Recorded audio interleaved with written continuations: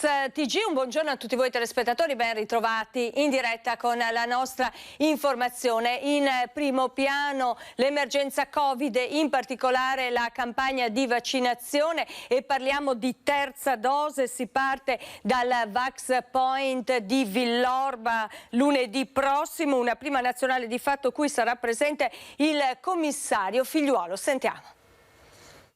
Avremo il 20 all'hub di Villorba, che ha fatto questo hub innovativo, l'inoculazione ad alcuni fragili, oltre che a persone che non hanno fragilità, ovviamente della terza dose, per i fragili ovviamente. E sarà presente il generale Figliuolo, e questo ci fa piacere. La prima inoculazione della terza dose di vaccino in Veneto si terrà quindi alla presenza del generale Figliuolo, una prima di fatto nazionale dal grande valore simbolico. Del resto era stato proprio il Veneto a sollecitare governo e AIFA a esprimersi in tal senso. Si comincerà dai soggetti immunodepressi e trapiantati, poi gli over 80, ma una circolare ministeriale attesa nei prossimi giorni farà chiarezza. Terza dose che impegnerà la macchina sanitaria, da qui l'appello a chi invece non si è ancora vaccinato. Se qualcuno avesse deciso di vaccinarsi per la prima dose, perché poi stiamo parlando di prima dose, è fondamentale che a mio avviso lo faccia subito, perché poi quando arriveranno le priorità per la terza dose noi ripartiamo come fossimo a gennaio 2020 con gli anziani, i sanitari, i fragili, e quindi il quarantenne che arriva bello allenato, palestrato, va in coda a queste vaccinazioni, perché prima c'è la priorità di mettere in sicurezza ad esempio tutti i nostri ospiti delle case di riposo. Vaccino che resta l'arma principale per contrastare gli effetti più drammatici della pandemia. Non era vaccinato, ha sottolineato Zaia, un 79enne morto nelle scorse ore a Treviso. Eppure dal fronte più estremo di Novax continuano ad arrivare minacce. Mi arriva un video di 7 minuti, anche ieri, 7 minuti, cominciano a diventare anche come se fa robe impegnative. Vaccino ma anche terapia dei monoclonali, con la regione pronta a estendere a tutte le ULSS del Veneto il modello adottato finora dall'ULSS 2 della Marca. Ho chiesto che venga allargata perché è stata intelligentemente introdotta una frase nel certificato di positività del tampone in cui si dice: caro signore, lei è positivo, sappia che può sottoporsi alla terapia di anticorpi monoclonali, la deve fare entro 5 giorni dalla comparsa dei primi sintomi, che può essere un raffreddore o anche sintomi più importanti, e contatti subito questo numero. Connesso il tema politico del Green Pass nei giorni in cui a livello governativo si parla dell'estensione dell'obbligo nei luoghi di lavoro, e a chi dice che nella Lega le anime sul tema siano troppo diversificate e che il contrasto Salvini da una parte e Giorgetti coi presidenti di regione dall'altra si stia balcanizzando, Zaia risponde così. Una montagna di fantasie, ma registratevi bene quello che vi sto dicendo, a iniziare dal fatto che esista una chat. Ho letto che esiste una chat, ma guardate, sfido chiunque di portare la chat. La leadership di Salvini, rimarca il presidente, non è in discussione, il vero tema politico semmai è un altro, afferma da Palazzo Balbi. Dopo 20 mesi di vita da asceti per l'autonomia, adesso ripartiamo in maniera importante, e io spero che si riesca a chiudere subito un accordo sul contratto, la famosa firma dell'intesa che è un contratto, in maniera tale che si possa ripartire questo percorso. Andiamo avanti con la cronaca, con una vasta operazione della DIA di Trieste, le mani della camorra sulle fiere, 9 arresti per estorsione agli ambulanti, ma diamo la linea al collega Federico Fusetti che sta appunto seguendo per la nostra redazione questa operazione della DIA. A te Federico. Sì, buongiorno Monica, buongiorno ai telespettatori. Come dicevi, 9 arresti, insomma è un'operazione davvero imponente, portata a termine, ma ancora in corso da parte degli uomini della DIA, cioè la Direzione Investigativa Antimafia di Trieste, coordinati dalla Procura, e insomma anche i comuni interessati sono a noi vicini, perché parliamo di Bibbione, San Michele al Tagliamento e Portogruaro. Come dicevi, 9 persone arrestate, le accuse pesanti insomma sono quelle di avere, anche con metodi intimidatori, voluto controllare in pratica il commercio ambulante, quindi le fiere, altri eventi, soprattutto in quella zona lì, quindi siamo sul litorale veneziano, e insomma ci sono episodi anche di violenza nei confronti di alcuni commercianti proprio per condizionare il loro comportamento. Quindi le accuse sono pesanti, andiamo dal metodo mafioso a condotte appunto intimidatorie nei confronti dei commercianti. In pratica non dovevano o dovevano limitarsi a lavorare solo nelle zone in cui decidevano, questo secondo l'accusa, il gruppo di persone arrestate, tra cui anche esponenti della malavita. Quindi veramente è un'operazione, dicevo, molto grossa. Si parla soprattutto di una fiera di Bibbione. Pare che addirittura gli indagati avessero con un camion, quindi con un mezzo pesante, bloccato l'accesso alla fiera per impedire che i commercianti, pur avendo regolarmente la licenza per svolgere l'attività, non potessero accedere, quindi tenuti fuori fisicamente. Si parla anche di spedizioni punitive vere e proprie con l'uso di armi per indurre questi commercianti a fare come volevano loro. Quindi parliamo ripeto, di una infiltrazione anche mafiosa. Questo è il sospetto pesante. Stanno già arrivando anche le dichiarazioni politiche, il presidente del Consiglio regionale Ciambetti, ma anche il presidente della commissione antimafia Nicola Morra. Insomma, con questi arresti si parla di infiltrazioni di camorra in un territorio che si pensava immune, e quindi diciamo che potrebbe davvero allargarsi ancora questa operazione. Ci sono parecchie perquisizioni in corso a carico di case, capannoni, uffici delle persone arrestate che, come dicevi e come ricordiamo, sono ben 9 aree interessate: Bibbione, San Michele al Tagliamento e La Tisana e Portogruaro. Direi che per il momento è tutto, Monica, se non hai domande. Federico Fusetti, un'operazione ancora in corso, e dunque Federico, se dovessero esserci novità richiedici pure la linea nel corso del telegiornale. E adesso torniamo al tema Covid e all'inizio dell'anno scolastico parliamo di scuole sentinella al Cerletti, i primi 134 kit per i tamponi salivari. Il piano consentirà di monitorare la circolazione del virus sul territorio e soprattutto di intervenire tempestivamente nel caso di focolai. Sentiamo. Consegnati dal Dipartimento di Prevenzione dell'ASL 2 all'ISIS Cerletti di Conegliano i primi 134 kit contenenti il test salivare molecolare. Entra nel vivo, con l'inizio dell'attività scolastica, il piano di monitoraggio per la circolazione del Covid negli istituti scolastici.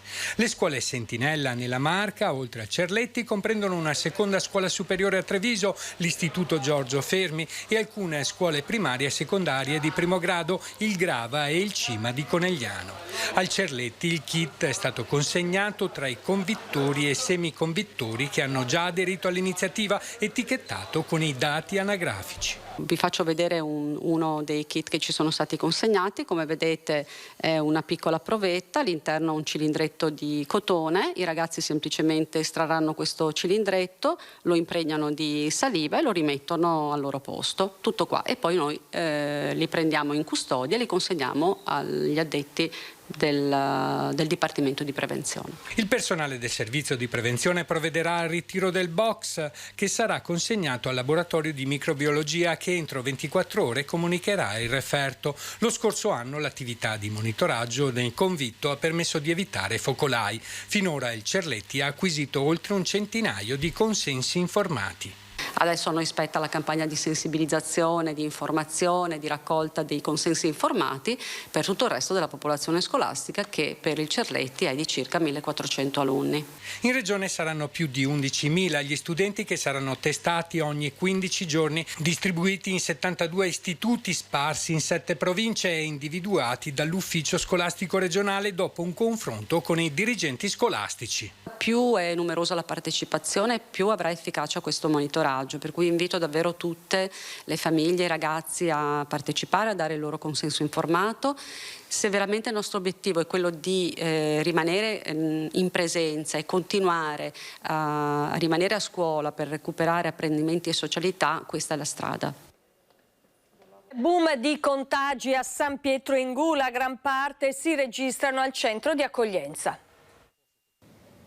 34 casi di Covid nel piccolo comune dell'Alta Padovana di San Pietro in Gula, metà sono stati rilevati nel centro di accoglienza straordinaria, altre 9 persone sono in isolamento domiciliare perché stretti contatti con positivi. La comunicazione è stata data dal sindaco Paolo Polati attraverso la pagina Facebook del comune, un avviso scritto anche in inglese e francese per raggiungere tutta la popolazione, compresi gli ospiti stranieri del centro di accoglienza che si trova nell'ex hotel Cabianca. La situazione all'interno della struttura di accoglienza, specifica il sindaco, è sotto controllo e il primo cittadino inoltre è in costante contatto con la prefettura e con il servizio di igiene e sanità pubblica dell'USL 6 che ha avviato tutte le procedure per fermare la possibile diffusione del virus.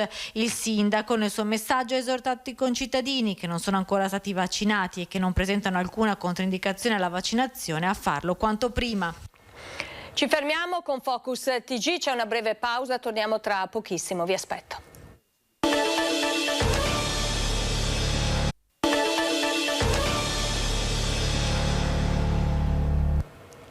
Rieccoci nuovamente in studio, tra poco ci collegheremo con la nostra redazione di Padova con la collega Valentina Visentin che è collegata, sta ultimando la preparazione del collegamento per parlare della situazione Covid nella provincia di Padova. Sentiremo anche le ultime novità, immagino, per quanto riguarda l'inizio della somministrazione della terza dose del vaccino. Dunque, Valentina, quali sono le ultime novità sul fronte soprattutto della campagna di vaccinazione? Buongiorno.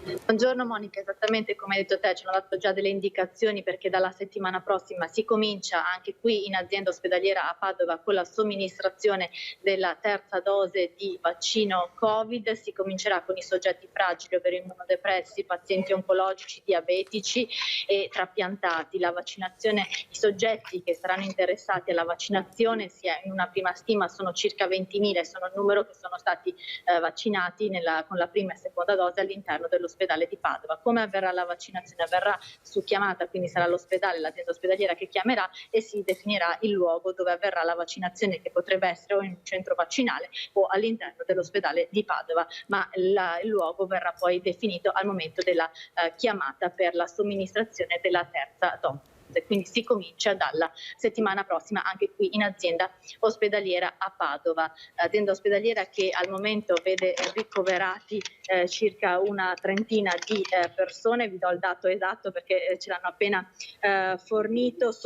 Al momento oggi sono 23 ricoverati in area medica, 8 in area intensiva, 6 in subintensiva e un neonato in pediatria. Da segnalare però il caso di 2 donne in gravidanza che sono al momento sono molto giovani e sono ricoverate in terapia intensiva per delle complicazioni da Covid. E proprio oggi l'azienda ospedaliera ha ribadito forte il messaggio attraverso la dottoressa Gervasi, che è la responsabile dell'area materno-ginecologica dell'azienda ospedaliera di Padova, l'importanza della vaccinazione anche in gravidanza. C'è uno studio su circa 100.000 donne in gravidanza e non ci sono stati effetti collaterali. Il vaccino non solo protegge la donna ma anche il nascituro, mentre la donna in gravidanza che prende il Covid rischia molto di più, rischia anche il bambino perché c'è più alta la possibilità di parto prematuro ma anche di aborto e di problemi cardiaci. Quindi insomma oggi in azienda ospedaliera hanno spiegato che molto probabilmente verrà attivato anche una corsia privilegiata proprio per vaccinare le donne in gravidanza. Senti Valentina, abbiamo appena visto il servizio relativo al focolaio registrato nel centro di accoglienza di San Pietro in Gula. Su questo fronte ci sono novità da segnalare? Al momento no, a monitorare la situazione c'è l'USL 6 ma anche la prefettura e lo stesso sindaco che sta invitando la popolazione a vaccinarsi. Al momento la situazione è sotto controllo e viene aggiornata di giorno in giorno nella pagina Facebook del comune di San Pietro in Gula. Sono iniziate le scuole, la situazione nel Padovano qual è e se ci sono scuole sentinella? Allora, c'è la scuola sentinella, la prima scuola sentinella che ha iniziato lunedì con non la somministrazione, ma con l'autorizzazione da parte dei genitori al tampone dei figli, è stato il liceo scientifico Cornaro. Da ieri si è proprio iniziato, ai ragazzi verrà consegnato questo tampone da eseguire a casa e poi riportare il giorno dopo. Quindi è un liceo che al momento ha iniziato. Per quanto riguarda invece purtroppo le quarantene, perché come hai detto te sono iniziate le scuole, ci sono già le prime classi in quarantena. Per quanto riguarda i nidi, le materne, ci sono 3 classi in tutta Padova sottoposte a quarantena. Valentina, se non ci sono altre novità sul fronte Covid, io ti saluto, torneremo a collegarci nel corso del telegiornale con le ultime novità invece sul caso di Walter Onichini. Grazie, grazie alla nostra Valentina Visentin. Andiamo avanti con il telegiornale parlando di rincari, pesanti rincari a luce e gas prospettati dal governo preoccupano Federconsumatori Veneto, che stima un aumento per famiglia di oltre 600 euro l'anno. Sentiamo. Le stime dei rincari della bolletta elettrica, più 40%, rese note dal ministro per la transizione ecologica Roberto Cingolani a partire da ottobre, mettono in allarme i cittadini e le associazioni dei consumatori. Federconsumatori Veneto parla di stangata senza preavviso. E questa notizia è giunta inaspettata, fuori da ogni ovviamente previsione che poteva essere calcolata in base seppur ai piccoli sensibili aumenti che c'erano già stati quest'estate. Dal nostro punto di vista ovviamente la situazione richiede un intervento immediato ed urgente da parte del governo, con ovviamente degli impegni, degli investimenti e delle modifiche anche di natura strutturale dal punto di vista anche fiscale. L'associazione ha calcolato le maggiori spese a cui vanno incontro le famiglie. Si parla di un aggravio di 110 euro annui per quanto riguarda la componente dell'energia elettrica e 280 euro per quanto riguarda il gas. Ovviamente poi le ricadute ci saranno anche sui costi dei carburanti, un aggravio per le famiglie di quasi 670 euro all'anno. Non è solo un timore, ma una certezza che questi aumenti in bolletta produrranno un effetto domino di cui faranno le spese ancora una volta i cittadini.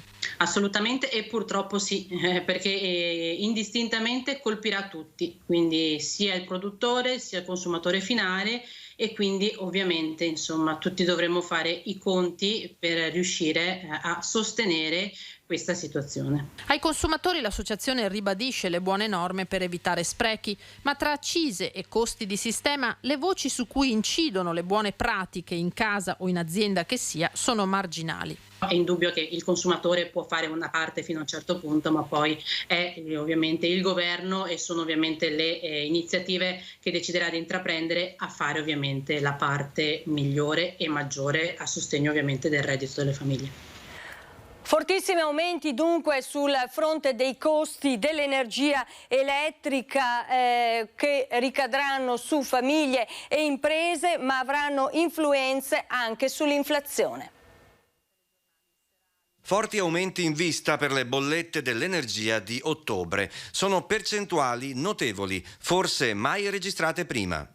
Il rincaro del costo dell'energia si aggira attorno al 40%, quindi è una follia su cui spero che ci sia un intervento del governo per temperare, specialmente per le famiglie, un costo così importante che può diventare insopportabile per una famiglia. Chi ha scelto un gestore del mercato tutelato forse risentirà di meno dell'aumento, ma non è del tutto certo di chi ha scelto un fornitore del mercato libero. A pelle si capisce che il 40% è una roba esagerata e quel trimestre precedente è stato il 20%. Quindi stiamo viaggiando a un ritmo che è largamente superiore alla media europea. E stavolta per questi rincari non potremo prendercela col governo perché pare proprio non c'entri. Sono aumentate le materie prime e i costi collegati all'energia, dice Rigobon, mentre fa rumore il silenzio dell'ARERA, Agenzia per l'Energia, le Reti e l'Ambiente. Perché ARERA dovrebbe stare dalla parte, dei consumatori, dovrebbe. Ripeto, il 40% è un costo assolutamente no, importante, di più. Tu aumenti l'energia, hai una ricaduta su tutta una gamma di prodotti non energetici e quindi io mi aspetto un'inflazione che parta. I cittadini non potranno ovviamente opporsi al pagamento delle bollette che rincareranno, come detto, di ben il 40%. Per contenere i costi potranno solo continuare a risparmiare sui consumi dell'energia di casa. Rincari dunque pesantissimi che preoccupano i cittadini. Prevede un 40% in più sulle bollette. Si prevede il 40% in più? Beh, sarà veramente una crisi grossa. E per le famiglie in questo momento penso che comporterà un grosso problema, perché secondo me capisco tutte le problematiche riguardo l'energia, però il governo doveva almeno calmierare quelli che sono i consumi base per le famiglie per dare un aiuto concreto. Non è una bella cosa, purtroppo. In questo momento qua non ci voleva, ecco. Il costo della vita è alto, mantenere una famiglia anche, e le bollette come si fa? Come si fa a rinunciare a non avere il caldo in casa? Impossibile? Malissimo trovare le famiglie in questo periodo con le bollette che vanno così care. Non ci voleva? Siamo in crisi. Non ci voleva però di necessità virtù le famiglie si adatteranno come fanno da anni, insomma. Su cosa si taglierà? Perché c'è tanta gente che è senza lavoro, quindi non so. Bisogna tagliare su altro. Sulle ferie abbiamo già tagliato. Su qualcos'altro mi inventerò qualcosa per Natale, forse i regali di Natale dovrò tagliare. Facendo i conti bisognerà tagliare quello che è un pochino più superfluo, di certamente non l'elettricità o carburante o tutte le altre cose che ormai sono diventate vitali per tutti quanti. Le spese quelle di più largo consumo, quindi i cibi, i vestiti, le spese destinate ai cibi e ai vestiti. Quindi su cosa si taglierà? Ma si taglierà forse sull'andare a mangiare una pizza o andare a cena, il cinema, le cose voluttuarie. Per quanto ci riguarda sicuramente taglieremo le vacanze che comunque non si riescono a fare per questione Covid. A questo punto c'è un motivo in più per non farlo. E cosa si andrà a tagliare secondo lei? Lei cosa taglierà nell'eventualità ci fossero questi... Cosa taglierei io? Qualcosa ai ladri taglierei. Da una parte dunque la preoccupazione legittima dei cittadini, dall'altra quella delle imprese. I rincari potrebbero minare la ripresa. Così Mario Pozza, che è presidente della Camera di Commercio di Treviso Belluno. Sentiamolo. Questi aumenti si andranno a pesare e potrebbero anche minare la ripresa, perché ovviamente tu quando hai degli aumenti che in questo momento già le materie prime le paghiamo molto, ci sono ferme produzione perché ovviamente ormai dipendiamo quasi esclusivamente dall'Asia e questo può influire nella ripresa perché ci porta fuori mercato. Una frenata sulla ripresa, giro di parole del presidente della Camera di Commercio che prelude ad una scure sulle prospettive delle aziende sulle quali già gravano i 2 anni difficili della pandemia. Una doccia fredda l'annuncio del ministro alla transizione ecologica Roberto Cingolani, maxi stangata sulla bolletta elettrica che nel prossimo trimestre aumenterà del 40%. Se un ministro lancia l'allarme vuol dire che c'è molta preoccupazione e che il tema veramente è un tema che scotta. Aumenti del 20 al 40% dove già noi abbiamo le bollette più care d'Europa. Ricordo solo che si paga la corrente elettrica il 36% in più dei nostri concorrenti stranieri.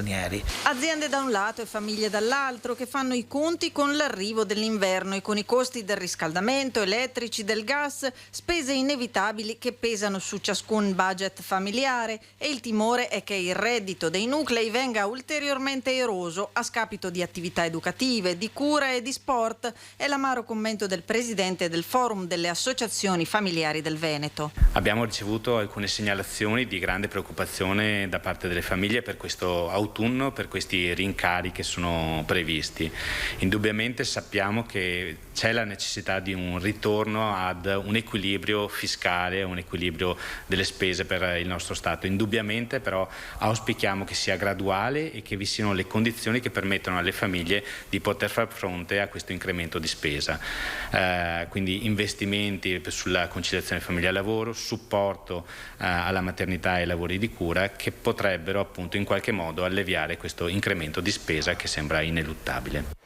Ci fermiamo, c'è ancora una breve pausa con Focus TG, torniamo tra pochi minuti, vi aspetto.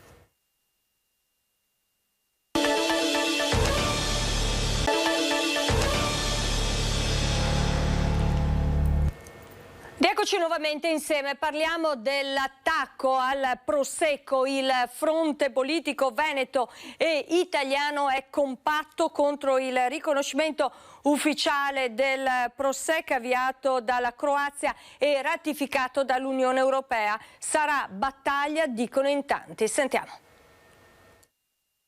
Già da ieri mi sono sentito con il presidente Zaia che ha fatto le dichiarazioni con diversi europarlamentari, mi sono sentito con il ministro Patuanelli.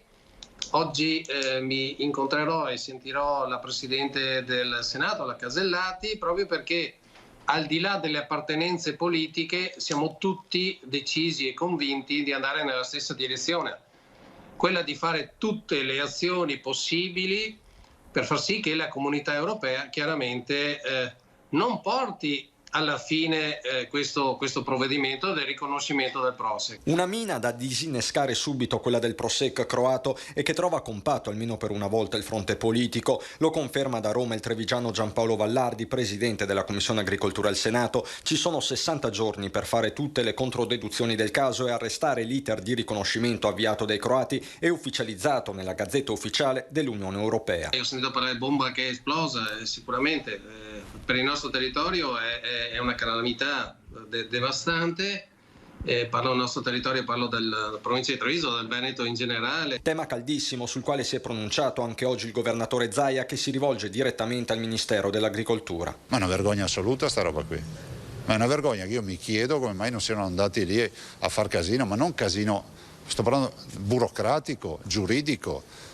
Cioè, io penso che il ministro deve prendere, mettersi la tenda e piazzarsi in Europa. Abbiamo il sito UNESCO che si chiama Collina del Prosecco e sti qua vengono a dirci che adesso va bene il Prosecco, ma è una vergogna. Assicura che il fronte italiano è compatto. A Bruxelles Alessandra Moretti del Partito Democratico su all'interrogazione che all'Europarlamento già alcuni mesi fa aveva chiesto di bloccare l'iter, una questione che è anche di tutela del consumatore. È necessario difendere i prodotti italiani ma anche difendere i consumatori contro informazioni distorte che potrebbero confonderli.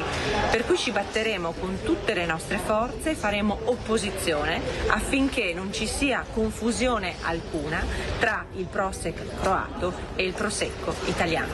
Prosecco sotto attacco da tempo, come ha ricordato Coldiretti Treviso, dal Crisecco della Moldova al Consecco tedesco, ma un conto è l'imitazione, un altro il riconoscimento. La guerra è aperta.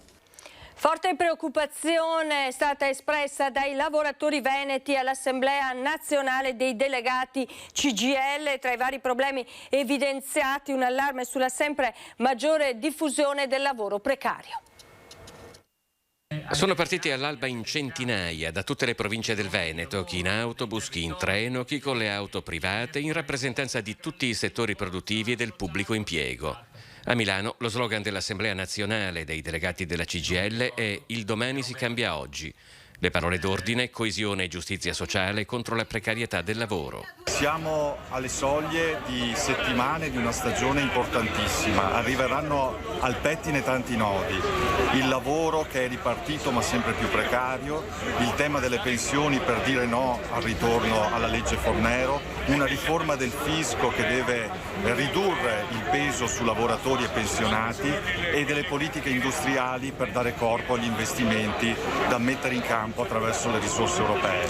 Noi vogliamo esserci e chiediamo al governo di aprire un'interlocuzione e di aprire dei tavoli in tutti questi ambiti. Nel secondo trimestre 2021 l'Istat ha registrato un aumento solo del lavoro a tempo determinato, più 8,3% rispetto al primo trimestre, e addirittura un'ulteriore riduzione del lavoro stabile, meno 2,2%. Stefano Cassarà è arrivato da Noventa di Piave per sostenere la voce dei lavoratori veneziani del settore metalmeccanico. Negli ultimi anni sono stati firmati dei contratti per quanto riguarda i giovani discriminatori, nello stesso luogo di lavoro in cui le persone hanno la stessa mansione, ci sono contratti differenti e questo non va bene. E sempre a proposito dei temi legati al lavoro e soprattutto alle difficoltà vissute dai lavoratori, sono annunciati trasporti a singhiozzo venerdì a Venezia. I lavoratori della CTV di nuovo in agitazione per una lunga serie di motivi, non ultimi gli appalti, garantiti i servizi minimi con le isole e i terminal automobilistici. Venerdì 17, sciopero di 24 ore dei trasporti a Venezia. L'astensione dal lavoro è stata indetta nella prima settimana di scuola e con la stagione turistica ancora in corso dalle sigle USB e CUB dei trasporti. Per questi motivi. La sicurezza del lavoro, un salario minimo compatibile per contrastare il precariato, uno sviluppo di un sistema di ammortizzatori sociali adeguato al contesto post-pandemico, blocco dei licenziamenti, contro la liberalizzazione degli appalti, per costruire e dare un futuro sostenibile al trasporto pubblico locale, anche e soprattutto consultando i lavoratori. Per la CUB Trasporti invece i motivi dello sciopero sono il persistere e l'aggravamento dei turni monta e smonta, le soste di lavoro in zone senza servizi igienici, la manutenzione dei mezzi del settore navigazione. Gli appalti invece preoccupano entrambe le sigle sindacali. Interessi privati stanno prendendo il sopravvento su quello che è il bene comune, ACTV appunto. Per questo auspichiamo che i tavoli vengano al più presto riaperti, dove si torna a discutere di sblocco del turnover, ma soprattutto quali e quanti servizi erogare per la città. Tutti temi che fanno parte del lungo braccio di ferro tra aziende e sindacati dopo la disdetta degli accordi integrativi di secondo livello. In uno sciopero di 24 ore come quello di venerdì verranno comunque garantiti i servizi minimi per le isole e i principali terminal cittadini. Restiamo nel veneziano, è salito a 35 in pochi mesi il numero di persone che hanno ottenuto il reddito di cittadinanza senza averne i requisiti. I carabinieri in questi giorni ne hanno infatti denunciate altre 18.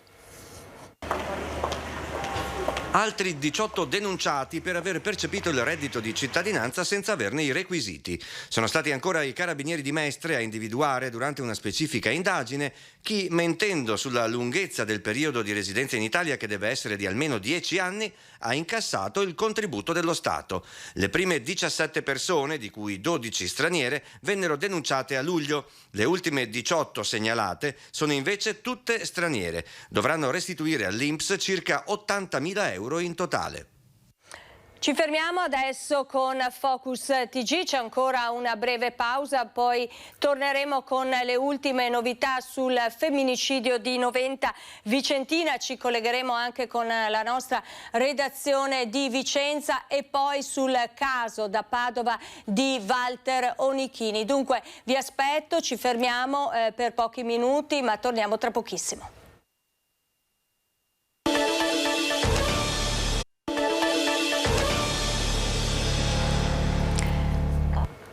Rieccoci nuovamente insieme in diretta con Focus TG, le ultime novità sul femminicidio di Noventa Vicentina, perché quello di oggi è il giorno dell'autopsia ma anche della fiaccolata. Allora andiamo a collegarci con la redazione di Vicenza con Gabriella Basso per tutte le ultime novità sull'omicidio di Rita.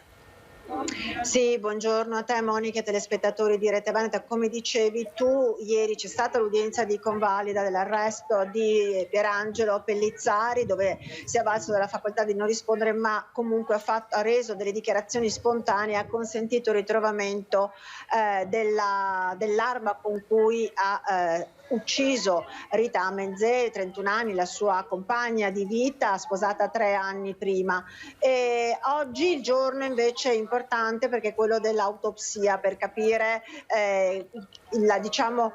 esattamente i termini, insomma il modo in cui ha sparato, anche se già bene o male un po' si sa, insomma sono stati 4 i colpi e sembra che uno alla spalla e 2 alla spalla e 2 al volto, però sono tutte cose che l'autopsia dovrà in qualche modo chiarire, anche perché dà un maggiore senso anche dell'intenzionalità ovviamente di questi colpi sparati da Pierangelo Pellizzari, che vi ricordo comunque ha teso praticamente un agguato alla moglie, nascondendosi dietro con la macchina dietro a un camion nel piazzale della ditta dove la Rita Menzè lavorava. Questa sera poi invece alle 20 ritrovo in piazza, anzi diciamo un parcheggio del centro commerciale a Noventa Vicentina, per poi partire in fiaccolata per le strade di Noventa, che è il comune dove appunto è morta, è stata uccisa Rita, nell'azienda appunto lì a Noventa Vicentina, e una fiaccolata, e verrà lanciato anche un conto corrente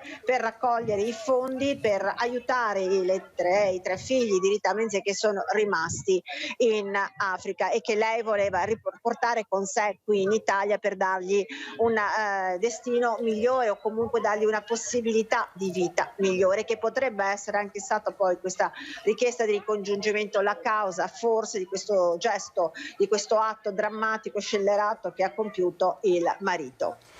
Bene, grazie alla nostra Gabriella Basso. Insomma, continua a tacere il marito di Rita, ma fa ritrovare la pistola. Vediamo nel servizio. Oggi si è avvalso della facoltà di non rispondere, ma ha fatto un passo avanti, ha dato delle indicazioni agli inquirenti che spero si dimostrino utili. Tutto Indicazione qua. per ritrovare l'arma? Penso di sì, spero che si dimostrino utili. Dichiarazioni spontanee rese nel corso dell'udienza di convalida del fermo che hanno consentito ai carabinieri del nucleo investigativo di rinvenire l'arma con la quale Pierangelo Pellizzari, 61 anni, ha freddato con 4 colpi la moglie Rita Menzè nel piazzale dell'azienda per cui lavorava a Noventa Vicentina. L'arma, una pistola calibro 7,65 di fabbricazione cecoslovacca, è stata rinvenuta avvolta in un sacco e nascosta nel pollaio vicino all'abitazione. Oltre all'arma, i militari hanno trovato anche un contenitore con numerosi colpi dello stesso calibro. Pistola e munizioni sono stati posti sotto sequestro e a disposizione dell'autorità giudiziaria per ulteriori accertamenti. L'uomo, ricordiamo, è accusato di omicidio aggravato, di porto abusivo d'arma, rapina aggravata e minaccia aggravata.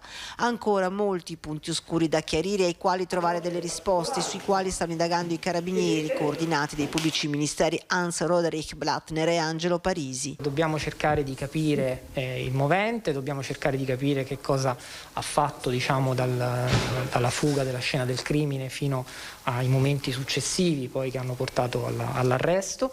C'è un grande lavoro investigativo coordinato dalla Procura da parte del nucleo investigativo e quindi stiamo lavorando in questi giorni. Si dice addolorato Pierangelo Pellizzari, ma rimane nel suo silenzio una tragedia, quella di Noventa Vicentina, che ha sconvolto anche la sua famiglia. Tutta la famiglia è distrutta dal dolore, i fratelli del signor Pellizzari e anche le sorelle. Questo dramma della povera Rita tocca tutti quanti. E ascoltata dai carabinieri anche la sorella di Rita, il ricongiungimento dei figli, dicono, avrebbe scatenato la tragedia. Sono arrivati a Vicenza i familiari di Rita Menzè, la 31enne uccisa a Noventa Vicentina dal marito con 4 colpi di pistola. La sorella Joy da Trieste, dove è ospite in una comunità, lo zio Osum Bor da Roma. Sono frastornati da quanto accaduto. Joy è stata ascoltata dai carabinieri del comando provinciale. Forse Rita si era confidata anche con lei. Gli altri l'hanno attesa fuori, con loro il sindacato al quale Rita si era rivolta per avviare le pratiche per il ricongiungimento familiare. Ci siamo attivati immediatamente dando sia supporto logistico alla sorella. Ci siamo resi disponibili anche nel caso in cui la famiglia lo decidesse di contribuire sia a livello burocratico che economico per il rimpatrio della salma. Joy preferisce non parlare, vorrebbe solo vedere un'ultima volta la sorella, ma ancora non è possibile. Il corpo è a disposizione del medico legale per l'autopsia.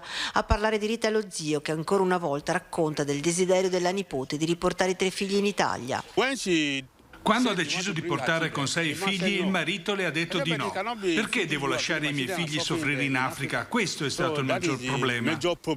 Una tragedia che forse era nell'aria. Prima di partire per le ferie, Rita era tornata in Nigeria a trovare i genitori e i figli, ma prima, a quanto ha raccontato, c'era già stato un precedente. L'ultima volta che l'avevo visto sinceramente era che era passato nei nostri uffici perché ha avuto è stato in pratica abbattuta dal compagno, e io quando è arrivato ho detto no, senti, se siete arrivati a questo, la prima cosa, che fosse uno schiaffo semplice o altro, deve denunciare questo fatto, non deve rimanere così. Marita quella denuncia alla fine non l'ha fatta, ma intanto da almeno un mese, raccontano dal sindacato che l'assisteva, era uscita da casa, una decisione che le è costata la vita.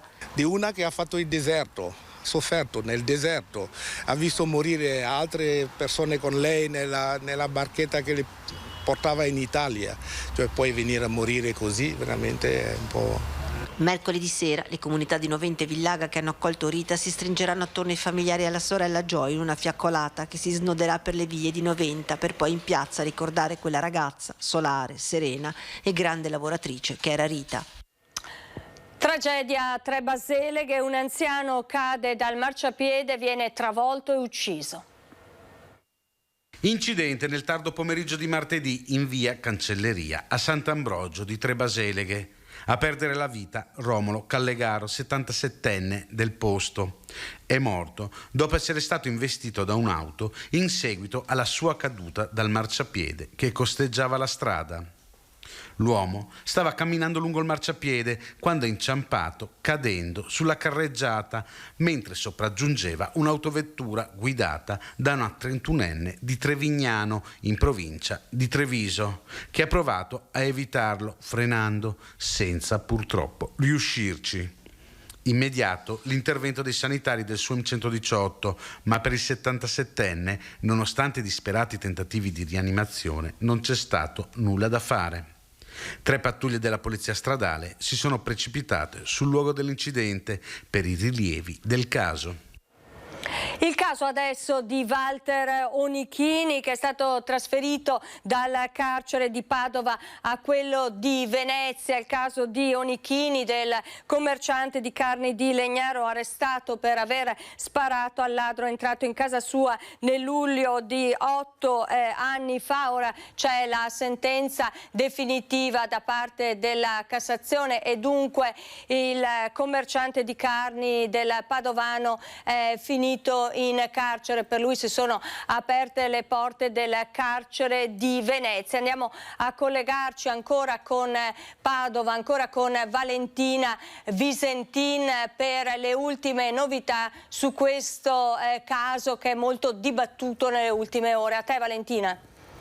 Sì, buongiorno Monica, come dicevi è stato trasferito nel carcere di Venezia, la decisione è arrivata nella mattinata di ieri, quindi il flash mob che era stato inizialmente organizzato per ieri sera all'esterno del carcere Due Palazzi di Padova è stato spostato e rinviato al sabato sera proprio davanti al carcere maschile veneziano. Si sposterà in Laguna, un flash mob organizzato dal gruppo di sostegno di Walter Onichini che raggruppa moltissimi gruppi anche di indipendentisti veneti.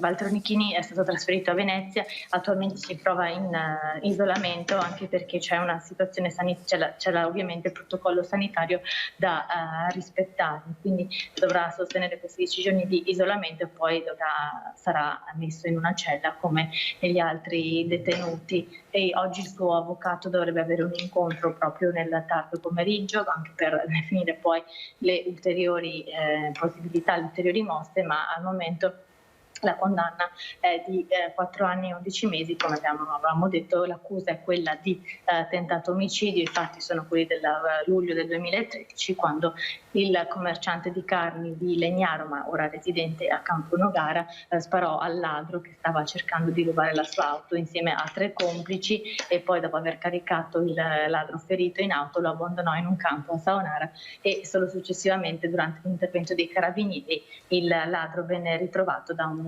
passante e poi portato in ospedale. Il ladro ha subito processo ma si trova libero ed è ritornato nel suo paese d'origine in Albania senza mai fare i nomi dei 3 complici. Valentina, vediamo insieme il servizio che tratta appunto del caso di Walter Onichini e poi rientriamo con te per un commento. Lo sostengo e sono delle bravissime persone, bravissime. I vicini che ieri hanno assistito al momento in cui Walter Onichini ha lasciato la famiglia per essere portato in carcere lo sostengono. A loro sembra impossibile il finale di questa storia, iniziata la notte del 22 luglio del 2013, quando il commerciante di carne di Legnaro sparò e ferì il ladro che era entrato nella sua abitazione. Da qualche anno la famiglia Onichini si è trasferita a Campo Nogara, comune veneziano vicino al confine con la provincia di Padova. Appesa al balcone la bandiera di San Marco e su Facebook 3 giorni fa un messaggio di Walter quasi a preannunciare l'epilogo della sua vicenda giudiziaria. In queste ore Onichini è stato trasferito dal carcere Due Palazzi di Padova a quello di Santa Maria Maggiore a Venezia. Il gruppo di sostenitori che si stava mobilitando per un flash mob in sostegno del commerciante arrestato ha annullato l'evento davanti al Due Palazzi di Padova e ha annunciato che sarà sabato sera a Venezia all'esterno del penitenziario per far sentire tutta la sua solidarietà a Walter. A noi ci interessa dare un messaggio a Walter che noi siamo qui, che noi ci siamo, che noi non molleremo. Perciò appuntamento per sabato dalle 20 in poi davanti al carcere Santa Maria Maggiore, semplicissimo da arrivare da Piazzale Roma.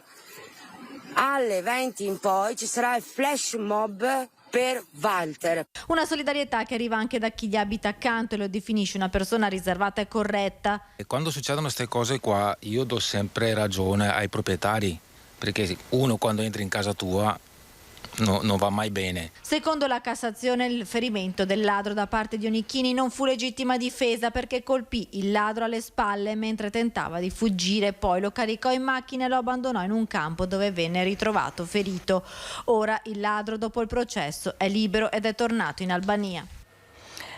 Rientriamo, rieccoci in studio, torniamo a collegarci con Padova, con Valentina Visentina. Dunque Valentina, c'è una grande mobilitazione a favore di Onichini, annunciata anche questa manifestazione di fronte davanti al carcere di Venezia. Sì, assolutamente sì, è confermata il momento alle 20.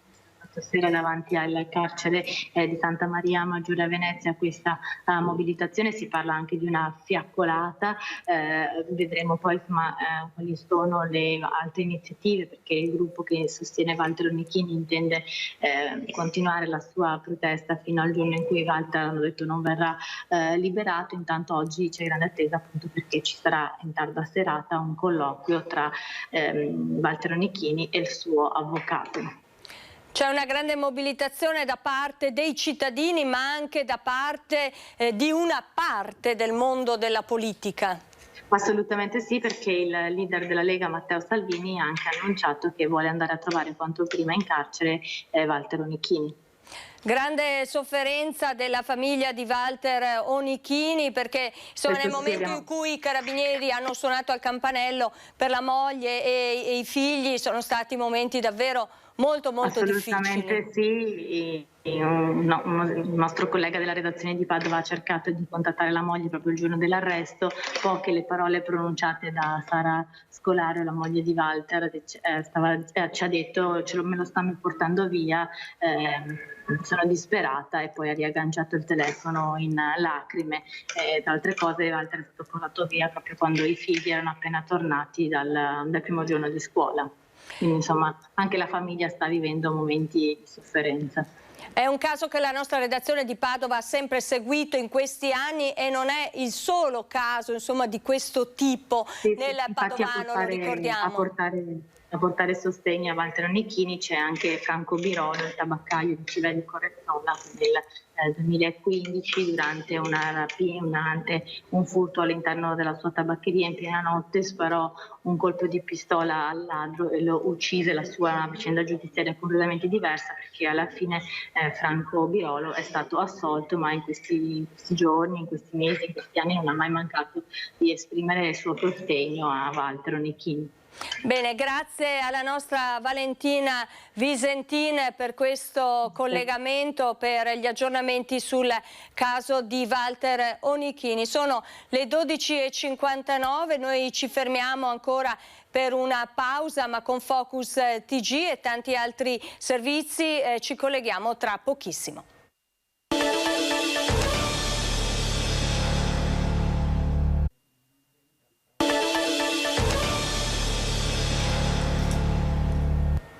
Rieccoci nuovamente insieme. C'è un'ansia relativa al caso di Walter Onichini, perché il consigliere veneto di Fratelli d'Italia Gio Formaggio e il benzinaio Graziano Stacchio chiedono la grazia per Walter Onichini, appunto il macellaio di Legnaro, condannato in via definitiva a poco meno di 4 anni e 11 mesi per tentato omicidio. Onichini, lo ricordiamo, nel 2013 aveva sparato a un ladro che stava per rubargli l'auto, poi lo scaricò dalla macchina e lo abbandonò nei campi. Oggi, partendo dalla stazione di benzina di Stacchio a Ponte di Nanto, Gio Formaggio ha distribuito volantini con su scritto "Grazia per Onichini". Il 13 settembre Walter mi ha scritto, dichiara Gio Formaggio, mi ha scritto della sua sentenza e mi ha detto: "Gio, aiutami tu", e io mi sento in dovere di aiutarlo perché domani potrei essere io a trovarmi nella sua stessa situazione, spiega appunto il consigliere regionale. Non serve a niente fare delle manifestazioni davanti alle carceri, serve solo chiedere la grazia al Presidente della Repubblica, così appunto formalizzerà una richiesta per mezzo del parlamentare di Fratelli d'Italia Luca De Carlo. Io mi sono ritrovato nella stessa situazione di Walter, spiega invece Graziano Stacchio, il benzinaio, lo ricorderete, che nel 2015 sparò a un rapinatore che stava assaltando la gioielleria davanti alla sua pompa di benzina. Le accuse su di lui vennero in quel caso archiviate. Chiedo con forza che gli venga concessa la grazia. Walter è un lavoratore, un padre di famiglia, il ladro che aveva tentato di rubare a casa sua, ora è in Albania a godersi la vita. Queste le parole di Graziano Stacchio, il benzinaio di Ponte di Nanto, mentre il consigliere veneto di Fratelli d'Italia Gio Formaggio si fa appunto portavoce per chiedere la grazia a favore di Walter Onichini.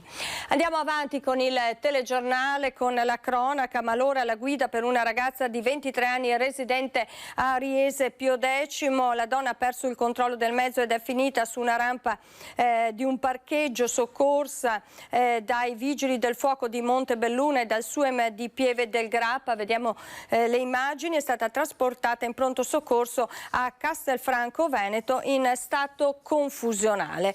E adesso le immagini di un furioso incendio che ha devastato una ferramenta a Fonte. Siamo nel Trevigiano. Il rogo ha danneggiato gravemente il punto vendita e il magazzino, originando un fumo talmente denso che i vigili del fuoco, per intervenire, hanno dovuto utilizzare delle telecamere. Vediamo. Paura e danni nel pomeriggio a Fonte, dove si è verificato un furioso incendio all'interno di un negozio di ferramenta. Si tratta dell'idroferramenta di via Asolana, nella quale è scoppiato verso le 16 un rogo le cui cause sono ancora al vaglio dei tecnici.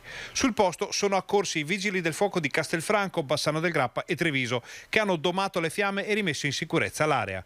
In via Asolana sono giunti anche i carabinieri di Castelfranco, Asolo e Fonte per le verifiche del caso. La conta dei danni è tuttora in via di valutazione, anche se non si segnalano feriti. Ancora cronaca, c'è anche un uomo di Thiene nel Vicentino fra le persone arrestate dalla polizia nell'ambito delle indagini riguardanti una rapina in villa avvenuta a febbraio in Friuli. Si tratta di un 50enne accusato di aver organizzato in concorso con un anziano di Rovigo l'irruzione ai danni di un'anziana imprenditrice che era stata in quel caso imbavagliata, legata e chiusa in bagno. Cambio alla direzione del nucleo investigativo dei Carabinieri di Vicenza. Stefano Bortone è il nuovo comandante, è subito operativo con l'omicidio, femminicidio di Noventa Vicentina.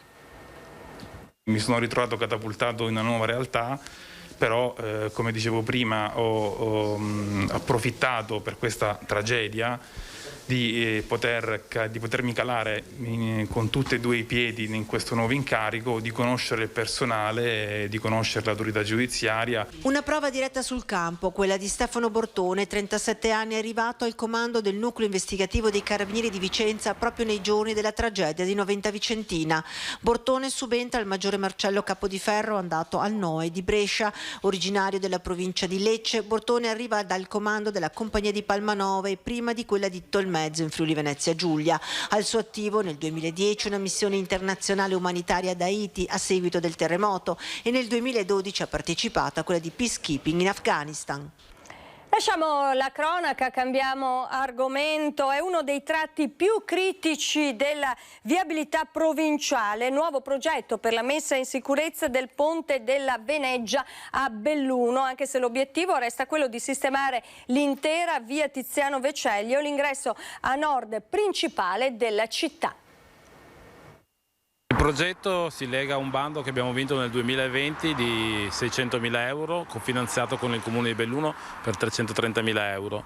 Il progetto praticamente ha l'obiettivo di mettere in sicurezza questo tratto di strada molto trafficato e soprattutto il ponte della Veneggia. È uno dei punti più critici della viabilità cittadina e provinciale, quel ponte della Veneggia dal quale nell'ottobre del 2018 volò giù tragicamente un camionista della BRT nel tentativo di evitare un'automobile che invadeva la sua corsia, l'ennesimo incidente sul tratto che aveva spinto il comune ad accelerare sul fronte della sicurezza. Due gli interventi principali: il primo consisterà nello spostare all'esterno i parapetti originali come richiesto peraltro dalla sovrintendenza, poi si realizzerà una pista ciclopedonale. In realtà l'obiettivo resta più ambizioso e riguarda l'intera via Tiziano Vecellio. La regia generale è partita da alcuni anni fa, era quella appunto di mettere tutta la strada in sicurezza e infatti ci sono due progetti che incombono su questo tratto di strada. Il primo appunto parte da laddove la ciclopedonale va a morire, che è prima del ponte del Mega,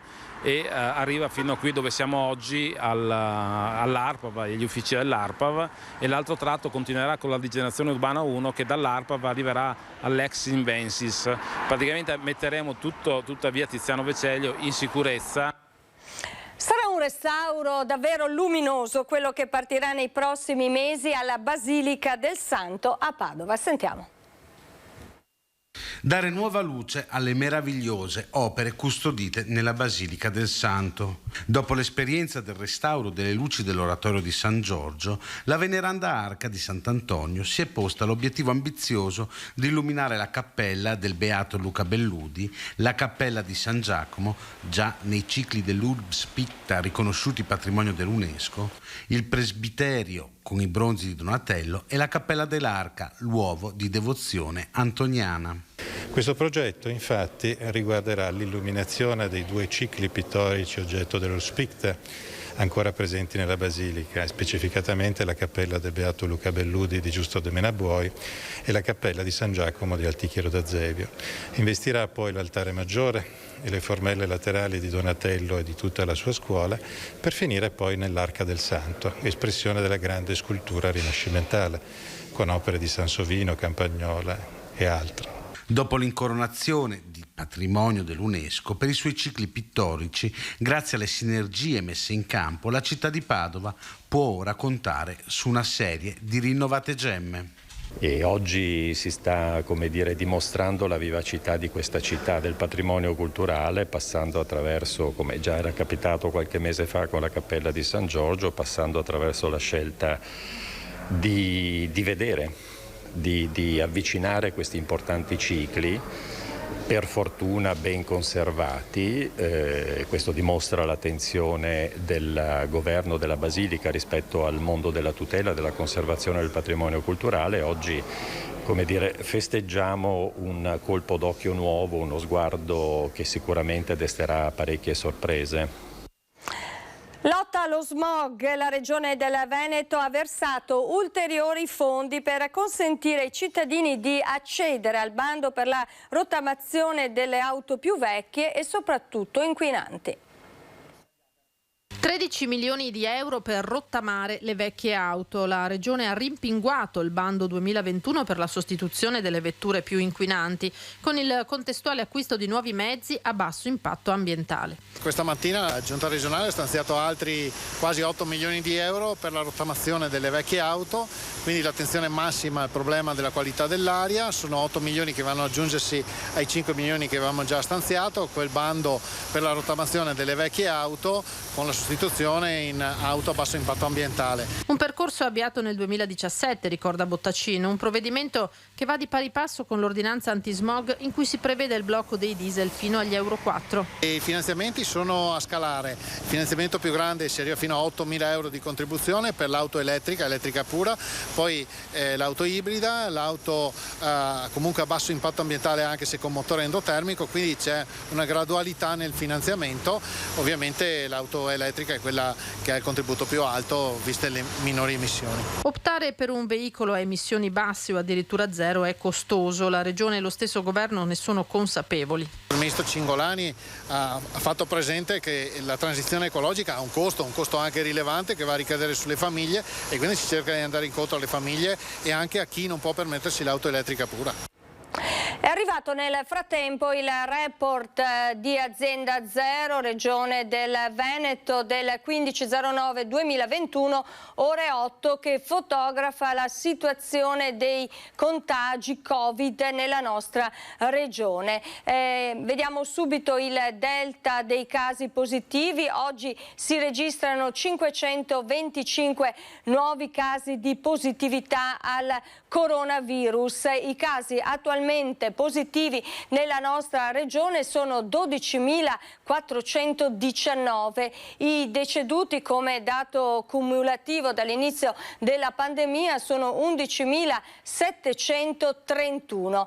Vediamo i dati relativi alla pressione sugli ospedali del Veneto con i pazienti che sono attualmente positivi in area non critica e quelli invece che sono ricoverati in terapia intensiva e dunque in area critica. 272 attualmente le persone che sono ricoverate nelle strutture della nostra regione, in area non critica 53 invece quelli che sono ricoverati nelle terapie intensive. Significativo il dato relativo al confronto con i dati di ieri, più 12 le persone che sono state ricoverate in area non critica, scendono invece i ricoverati nelle terapie intensive perché lo vedete il dato fa registrare un -6. Il delta dei decessi, oggi si registrano 3 decessi appunto a causa dell'epidemia da Covid nella nostra regione.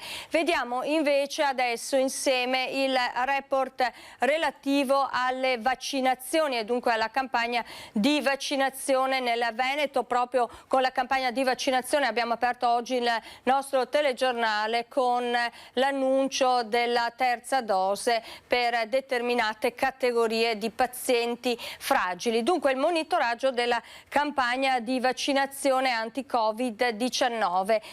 Vedete che sono state somministrate 21.651 dosi, di cui prime dosi 2.905, invece i cicli completati più 18.746. Totale delle dosi somministrate 6.610.241, totale invece prime dosi 3.298.172, cicli completati 3.312.068. Percentuale delle dosi fornite sul totale somministrate sul totale delle dosi fornite è pari al 90,4%.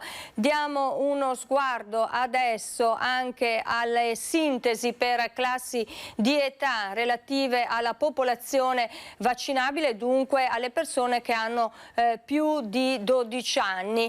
Vedete che è interessante vedere il dato 12-19 anni con almeno una dose 62,7%, 20-29 74,9%, 30-39 69,1% della popolazione residente, i quarantenni 40-49 anni 72,5%, 50-59 anni 80,4%, i sessantenni 60-69 87,7%, settantenni 70-79 92,2%, ultra ottantenni 99,4%, per un totale di 79,6% come percentuale di popolazione residente che ha avuto almeno una dose di vaccino, che hanno invece completato il vaccino anti-Covid.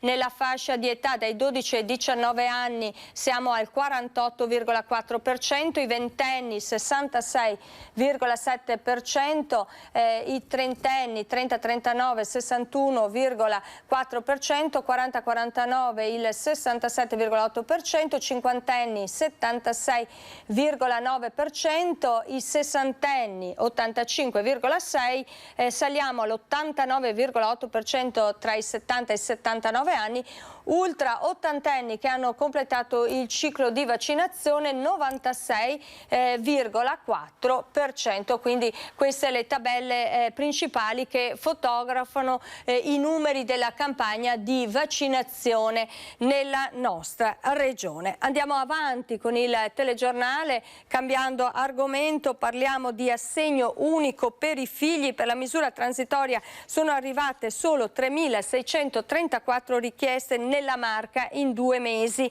L'invito dell'INPS a beneficiare della prestazione a sostegno della genitorialità. Sentiamo.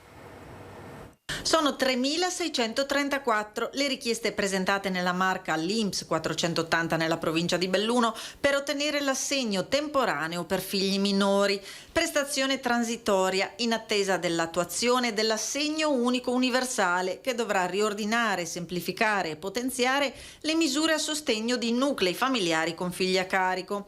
Numeri piccoli rispetto al potenziale bacino dei richiedenti, il commento del direttore INPS Veneto, da cui l'iniziativa promossa da Camera di Commercio Treviso Belluno, Forum delle Associazioni Familiari del Veneto, ANCI Veneto e INPS, per farlo conoscere come strumento a disposizione e l'invito a beneficiarne. Il legislatore ha previsto questa nuova misura che estende l'assegno per il nucleo familiare anche a tutta una serie di categorie che precedentemente non ne godevano, quindi fuori dal tradizionale ambito del lavoro dipendente, e la estende al lavoro autonomo, ai coltivatori diretti, al mondo dell'agricoltura, insomma tanti altri settori.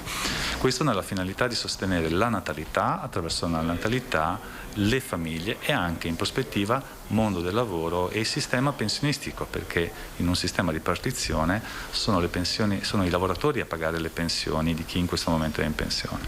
Uno strumento di lungimiranza, ha commentato il presidente Union Camere Veneto Mario Pozza, che favorisce continuità di impresa da parte delle future generazioni dei lavoratori autonomi e a guardare con maggior fiducia ad avere figli. Se si fa domanda entro il 30 di settembre si possono recuperare anche le mensilità di luglio e agosto, contestualmente quella di settembre. Inoltre la cosa da sottolineare è che gli ISEE sono rilevanti ai fini di questa prestazione fino a un ISEE di 50.000 euro. Quindi cosa significa questo? Che non è una prestazione solo per fasce di reddito e patrimonio basse, ma in realtà si può beneficiarne anche all'interno di fasce che probabilmente sono molto più diffuse. L'importo base subisce una maggiorazione del 30% per ciascun figlio in relazione ai nuclei con almeno 3 figli minori, ed è prevista una maggiorazione per figli disabili. E allora adesso andiamo a collegarci con la nostra redazione sportiva, con il collega Alex Giuliano, e conto alla rovescia per l'avvio dei campionati di calcio dilettantistici. Allora sentiamo che aria tira appunto sui campi di calcio. A te Alex. Ciao Monica, buongiorno a tutti i nostri telespettatori. Sì, hai detto bene, manca veramente poco al taglio del nastro della nuova stagione sportiva. Abbiamo vissuto così un assaggio di ritorno alla normalità in queste prime settimane di settembre con la Coppa Italia, con il Trofeo Regione Veneto. Chiaramente stiamo parlando di calcio, lo sport più diffuso nel nostro territorio. Il 19 di settembre, quindi domenica, partiranno ufficialmente tutti i campionati dalla Serie D fino alla seconda categoria. Parola d'ordine è rispetto delle regole. Diamo un'informazione che può essere sicuramente utile ai nostri tanti telespettatori, tanti appassionati di sport, perché per accedere all'interno della struttura sportiva dello stadio bisognerà anzitutto essere in possesso del Green Pass e dopodiché insomma, acquistare in maniera preventiva il biglietto, dando comunicazione alla società ove possibile, perché generalmente la domenica le biglietterie dello stadio, degli stadi, saranno tendenzialmente chiuse. Cosa bisognerà fare poi? Una volta che si arriva all'ingresso del campo da gioco bisognerà mostrare il Green Pass, sottoporsi al controllo della temperatura e lasciare su un foglio che predisporrà la società ospitante le proprie generalità, quindi nome e cognome, possibilmente anche il recapito telefonico, questo per agevolare eventuali, diciamo, contatti che la società dovesse mettere in piedi qualora si verificassero poi dei casi di contagio da monitorare e da andare a circoscrivere il più possibile. Quindi si parte, come dicevamo, all'insegna della sicurezza. Inizia il campionato di Serie D, quindi Cartigliano, Luparense, le società del nostro comprensorio saranno tutte impegnate nel massimo campionato dilettantistico, ma visto che siamo qui in zona Bassano, come non parlare del debutto in eccellenza della squadra giallorossa di Francesco Maino, che andrà a giocare ad Arcella, poi per quello che riguarda le vicentine, velocissimo lo Schio a Vigasio, il Montecchio Maggiore contro il Pescantina settimo e poi Virtus Cornedo contro Cologna Veneto e Camisano Borgoricco. Questo per l'eccellenza, poi promozione, prima categoria, seconda categoria, insomma c'è spazio e modo di tornare a godersi appieno il calcio e lo sport all'aria aperta. Senti Alex, allora hai parlato di questo avvio di campionato e soprattutto della sicurezza anti-Covid. Proprio il Covid ha rischiato di far scricchiolare il settore giovanile di molte società. Quali sono i dati? Allora, per quello che riguarda l'iscrizione delle società ai campionati, pensate che quest'anno in Veneto si registra uno +15 rispetto all'anno scorso, rispetto al passato, quindi non c'è stata la cosiddetta moria delle società, anzi si sono iscritte 15 società in più. Per quello che riguarda i tesserati invece hai perfettamente ragione Monica, perché? Perché se per le prime squadre e per l'attività di base si registrano numeri perfettamente in linea con gli anni scorsi, attività di base intendiamo quella dai 12 anni in giù, qualche problema potrebbe riscontrarsi per l'attività giovanile dai 12 anni in su, soprattutto nella fascia 12-16 anni. Ricordiamo che fino a qualche settimana fa si era anche vociferato che solo con tampone e Green Pass si sarebbe potuti ripartire nei settori giovanili. Questa scelta sicuramente avrebbe decimato le iscrizioni. Invece adesso sappiamo che basta una semplice autocertificazione, però il rischio di avere numeri in calo c'è, anche perché i genitori, le famiglie sono ancora un po' combattute, ancora un po' titubanti. Le iscrizioni comunque ai settori giovanili sono ancora in corso, quindi i dati non sono ancora effettivi, ma un leggero calo c'è stato. Bene, grazie al nostro Alex Giuliano. Naturalmente Alex diamo appuntamento alla tua trasmissione Sport in Casa ogni sera alle 20. Grazie. Andiamo avanti. A pochi giorni dalla fine dell'estate la conferenza dei sindaci del litorale veneto traccia un bilancio positivo della stagione. Nonostante la preoccupazione iniziale, l'afflusso del turismo è stato davvero molto buono. I risultati dobbiamo monitorarli, aspettiamo la fine vera della stagione per sapere il dato certo, ma già oggi la sensazione è sicuramente molto buona. È presto per un bilancio definitivo dell'estate 2021 sulla costa. Qualsiasi considerazione rimane subordinata all'analisi di dati che in quest'ultimo scampolo di stagione non sono ancora disponibili, ma l'impressione generale alla conferenza dei sindaci del litorale veneto ad Eraclea è positiva. Partita nel segno dell'incertezza e con diverse preoccupazioni tensioni tra gli addetti ai lavori, la stagione è andata bene. Ciò non significa però che tutti i problemi siano stati risolti. Il tema del lavoro è uno tra i più importanti. Ovviamente sullo sfondo ci sono le importanti risorse che ci sono nel PNRR e di conseguenza l'intenzione della conferenza, ma anche delle categorie e dei consorzi, è quella di cercare di fare una pianificazione che risponda con delle esigenze immediate a quelli che sono i grandi temi, ma anche di volgere lo sguardo a questa importante situazione del PNRR, perché ne abbiamo effettivamente bisogno. I comuni del litorale stanno facendo sempre più squadra, non solo a livello regionale ma nazionale, come testimonia la recente presentazione a Jesolo di un progetto di legge per il riconoscimento dello status di località balneare in occasione del G20 Spiagge, la rete nazionale delle destinazioni balneari con almeno 1 milione di presenze turistiche. Un momento importante, un momento di confronto, un momento anche che ci fa capire quanto la conferenza dei sindaci del litorale sia un elemento importante, trainante, che ha una grande responsabilità, però è anche un momento in cui abbiamo un abbrivio importante e non dobbiamo perderlo. E adesso con le prossime immagini andiamo a Bassano del Grappa per il torneo italiano di tennis a squadre in carrozzina che si è disputato sui campi di terra rossa della società Tennis Bassano. Vediamo. Alessandro, Romano Angelo. La Sardinia Open si è aggiudicata il torneo italiano di tennis in carrozzina a squadre che si è disputato sui campi della società Tennis Bassano di via Colfagheron.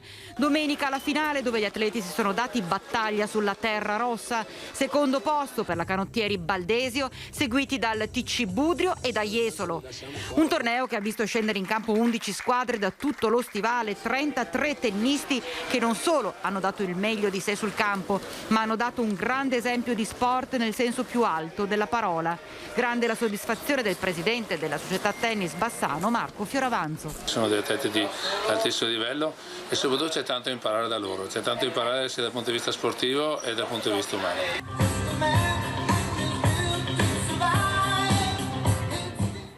È tutto, io vi ringrazio per l'attenzione, vi do appuntamento a questa sera alla consueta fascia oraria dedicata all'informazione TG. A tutti voi una buona giornata e arrivederci.